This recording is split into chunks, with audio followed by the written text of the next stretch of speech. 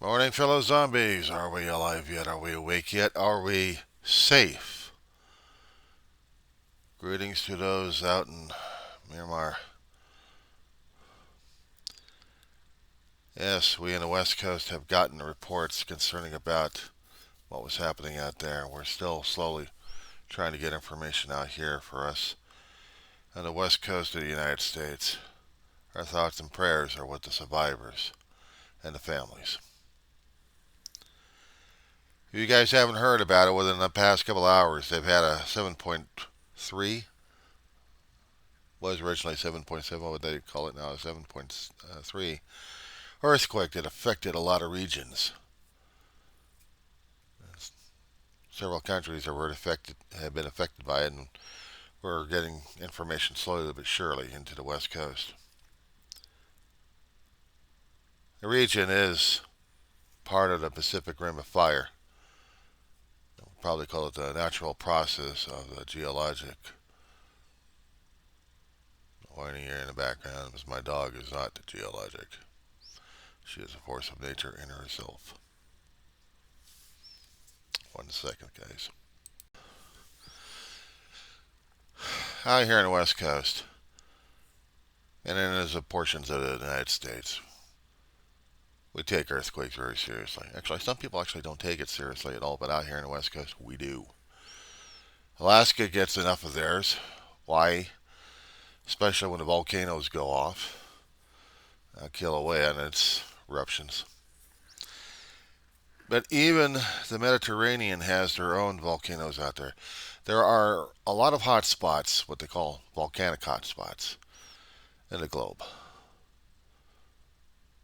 There's even one out there in Antarctica, if I'm not mistaken.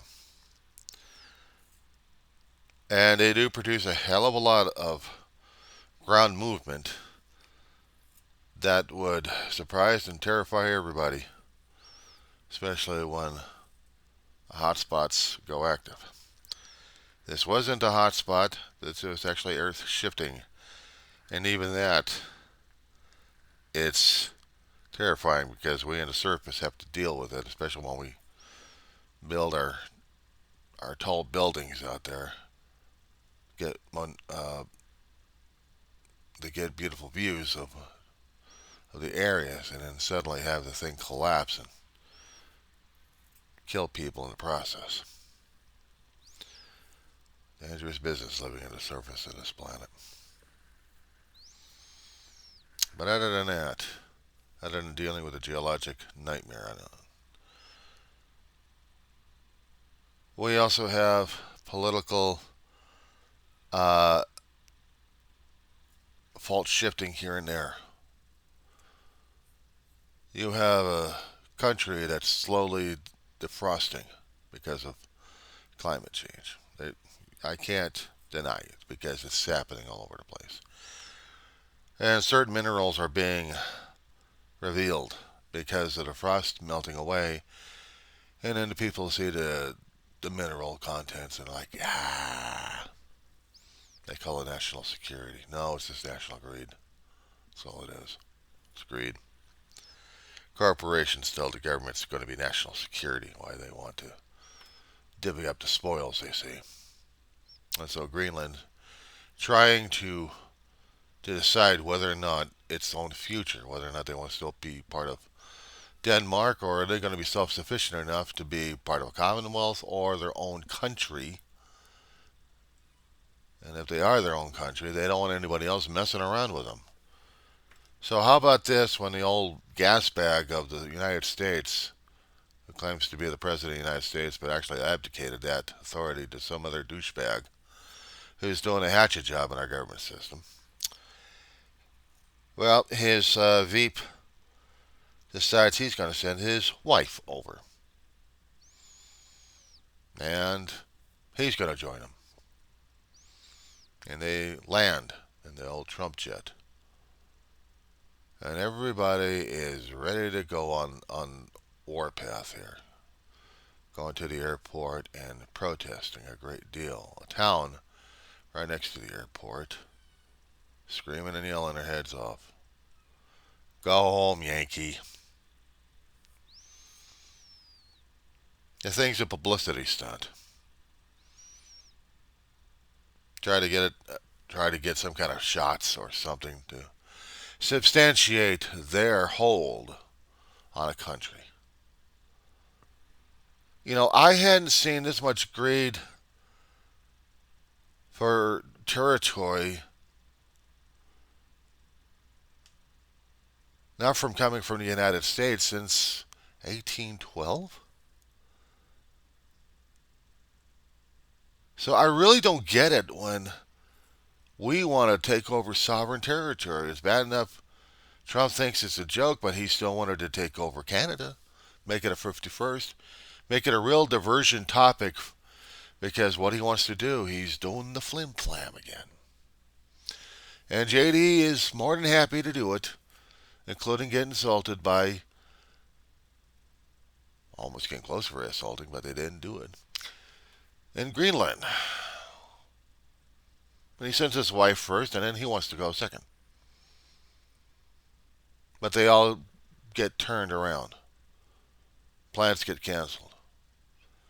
Word was coming out to the towns, and they're like, "No way are they coming in here." So I hope the plans got canceled, and they're going to do something else. So I just stay the hell away from Greenland. They're at a critical point in their own country's history. Are they going to be their own independent, or are they still going to be under Danish law?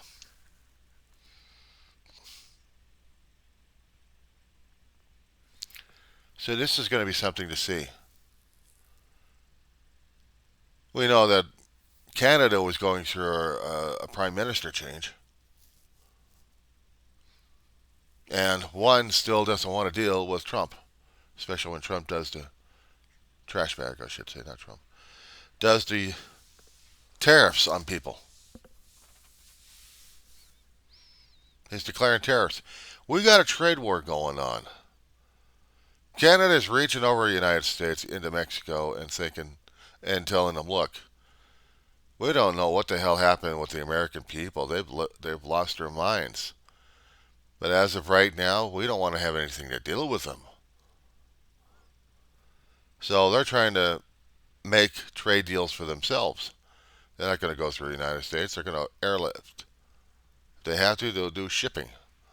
They'll they'll probably do uh, cargo shipping, but they'll avoid the United States. And what I discovered about 3 weeks ago, and I didn't see the headlines. This was sneaky. This is really sneaky. Want to hear about this one?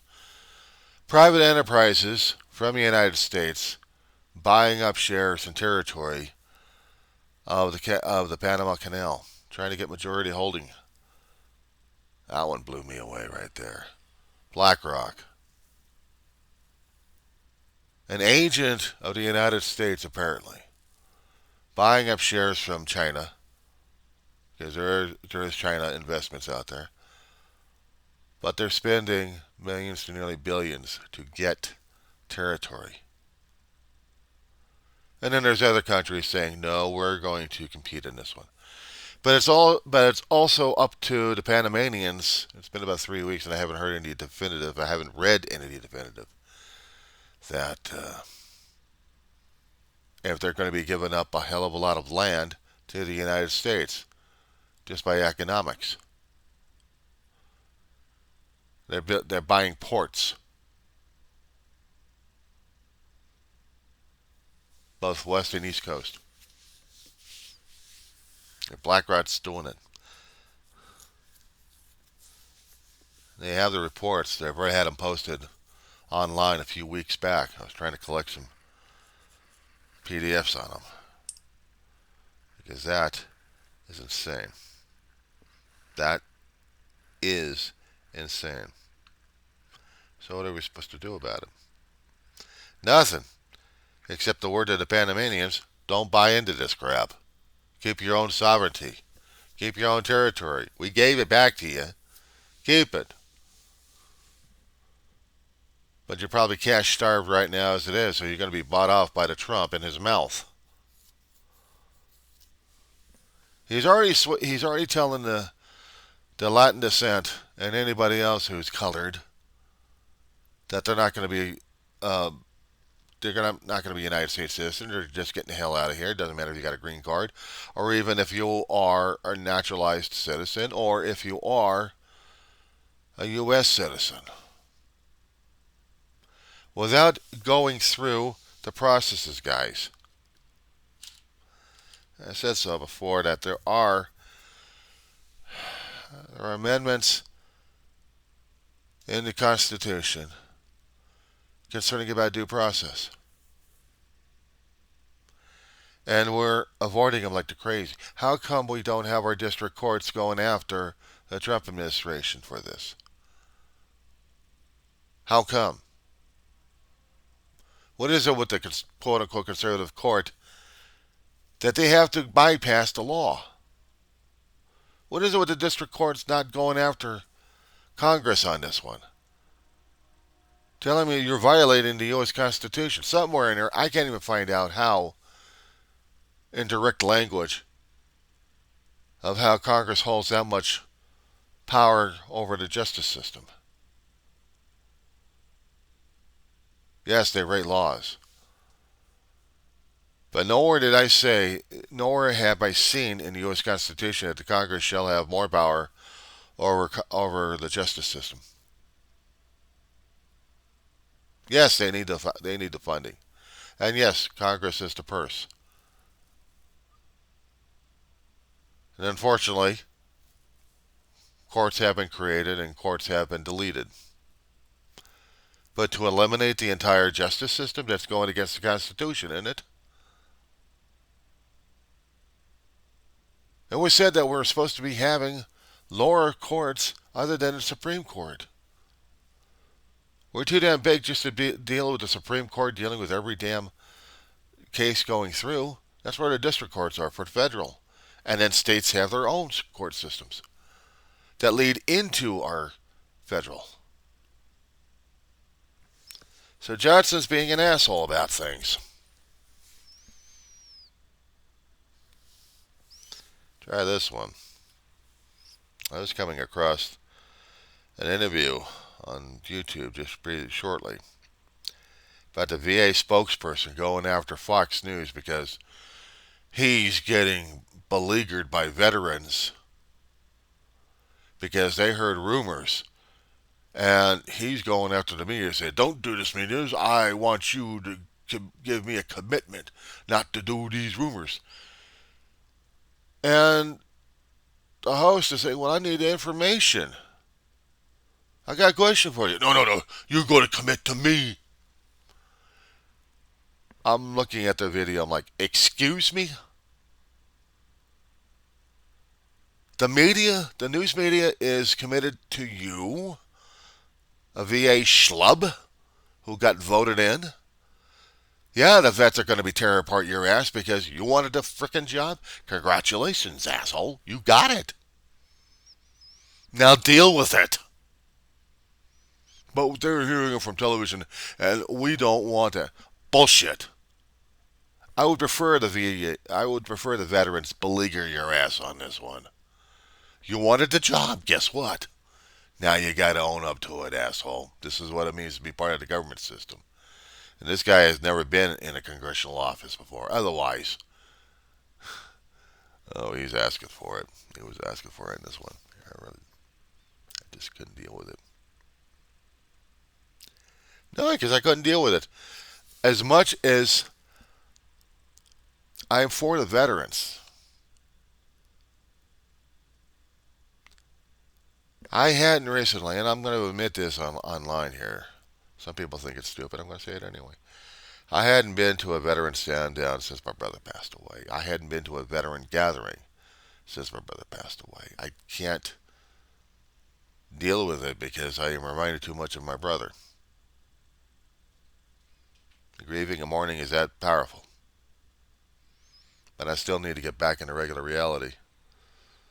Because right now fantasy is taking over and we're seeing this Trump land being created, and it's scaring the hell out of people, including me. So how the hell am I not supposed to be able to deal with that shit? It's just nuts.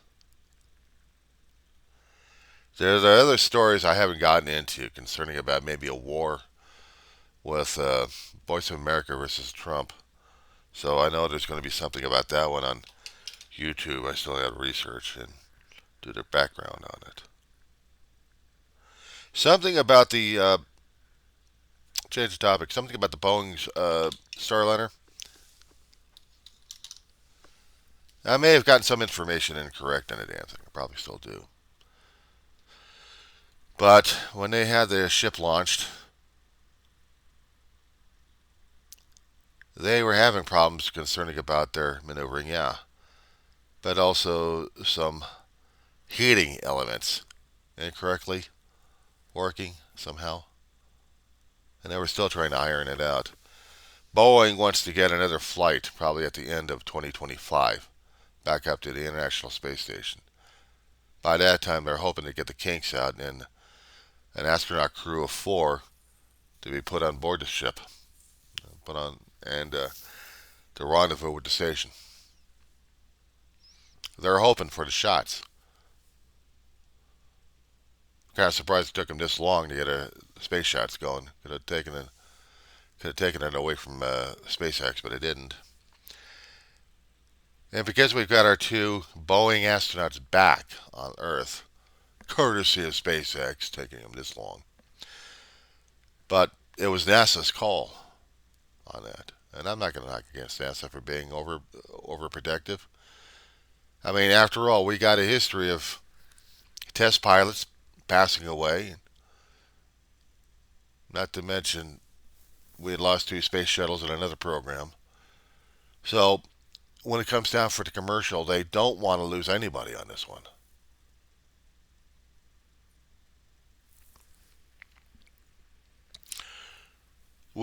I haven't heard anything coming down the pipeline regarding civilian space stations being built yet. Testing, building, yes.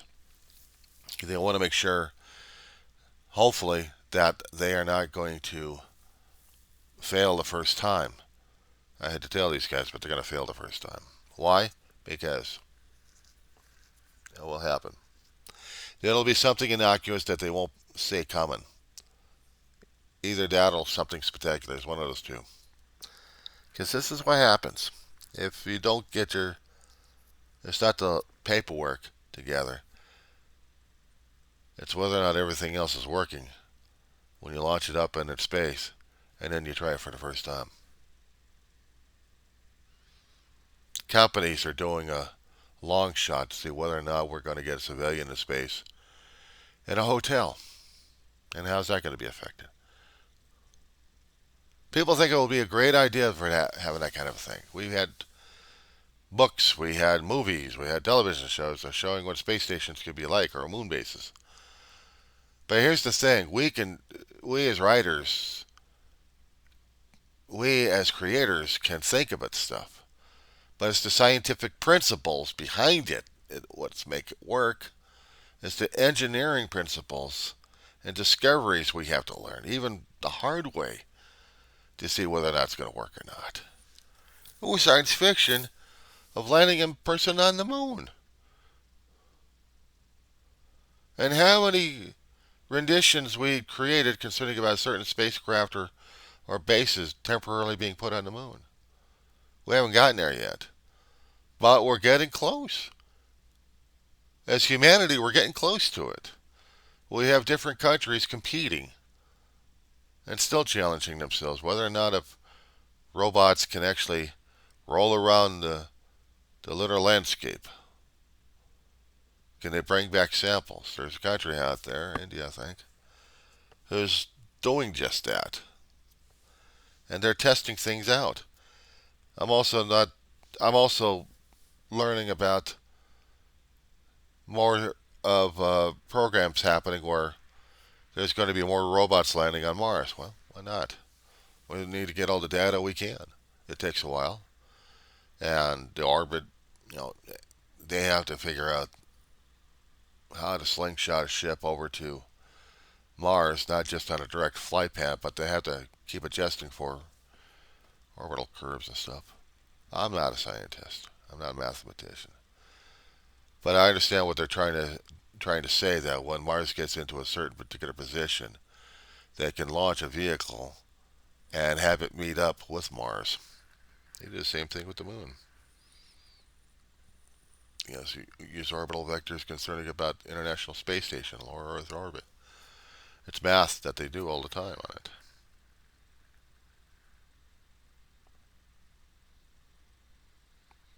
And people still want to go to Mars?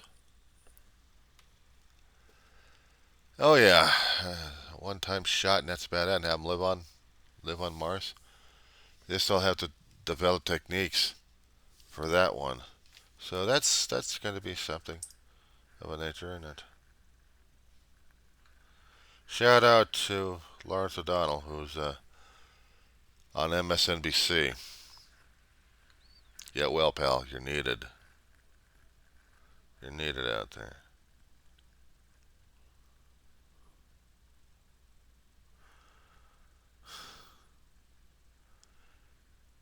It didn't surprise me. It didn't surprise me when the Greenland went nuts at this point over here, and Canada's also been triggered. There was a video out there concerning about people trying to get across the border, going to the stores. Americans are getting turned away. Well, I don't blame them either. My shout out to the Canadian neighbors. You're pissed off. Yep, so are we Americans. But we did this to ourselves, and we did this to the rest of the world, so I apologize on behalf of our people here in the United States. We didn't know what the hell we were doing when we unleashed this fiasco. Well, there's stronger words to say for this one. So now the world's got to deal with our own insanity at this point. I'm not quite sure if we're the United States of America or if we're turning into an empire or not. Why not? We got the muscle, but we haven't got the allies. Except that we happen to force border skirmishes. We're trying to shut down the southern borders, trying to keep out the drugs coming over. We already got manufacturing labs up and down our coastline, dumb schmucks. Not to mention inwards. Hell, once in a great while, actually, once in a while, we'll get news reports about Antelope Valley, California. We've been a hot spot since I can remember, since we've already set up habitation out here.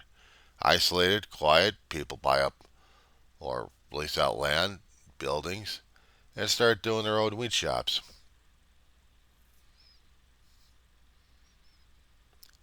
Out here in Roseman, California. I'm going to do it on my portable here, but just as an example. Uh, on some of my videos, I've said to potential viewers out there who want to deal with my kind of melancholy claptrap of what they need to see on a Google map. So if you got an application on your phone, or you've got it on your computer, whatever type it is, I put mine in here because it's automatically set for the GPS. And I don't give a shit about it if they know where my location's at. I'm not going anywhere. So, in my own defense here, I put it on, and I see where my home's at. In jolly old Roseman. Right off the Edwards Air Force Base. Now you can type it in there, Edwards Air Force Base, and then look at the town on its west. There's home. Wind the shot until you see the wedge popping up. And you see all that territory. Incorporated and unincorporated.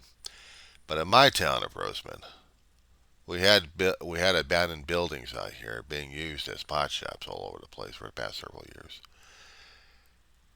Kern County, finally, with its lack of infinite wisdom, finally showed some kind of wisdom of putting up ordinances, and we decreased it down to a few.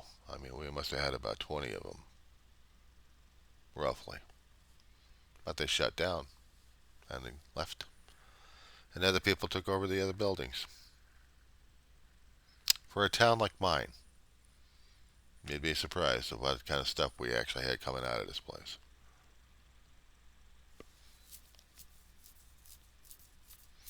But this is home for right now. This is what I deal with on a constant basis. I haven't had that much problems with the neighbors these days, and that's a good thing. But the thing is, what we worry about out here in California is not exactly the crime or the traffic. However, those two are a constant force of nature in this place.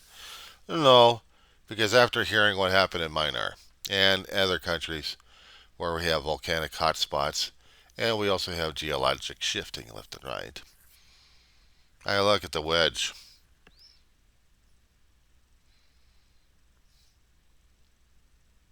and I can already see there had been people online talking about uh, we're overdue for earthquakes, and they're trying to tell people and educate people.